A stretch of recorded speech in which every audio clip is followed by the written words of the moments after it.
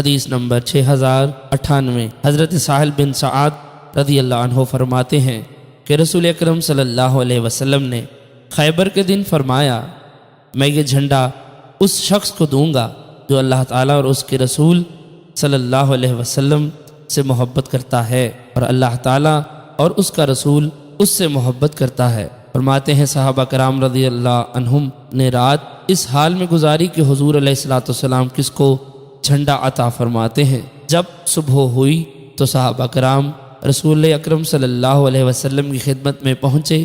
ہر ایک کو امید تھی کہ آپ اسے عطا فرمائیں گے۔ آپ نے فرمایا، حضرت علی رضی اللہ عنہ کہاں ہیں؟ صحابہ کرام نے عرض کیا، یا رسول اللہ، ان کی آنکھیں دکھتی ہیں۔ فرمایا، ان کو بلاؤ۔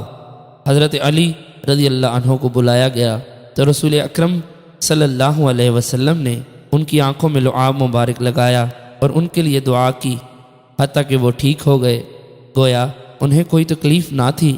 حضرت علی المرتضیٰ رضی اللہ عنہ نے پوچھا، یا رسول اللہ، میں ان سے لڑتا رہوں گا حتیٰ کہ وہ ہماری مثل ہو جائیں۔ آپ نے فرمایا، نرمی سے روانہ ہونا تاکہ جب تم ان کے میدان میں اتر جاؤ تو ان کو اسلام کی دعوت دینا اور ان کو بتانا کہ ان پر اللہ تعالیٰ کا کیا حق واجب ہے۔ بس اللہ تعالیٰ کی قسم، تمہاری وجہ سے اللہ تعالیٰ ایک شخص کو ہدایت دے تو یہ اس سے بہتر کہ تمہارے لیے سرخ اونٹ ہوں۔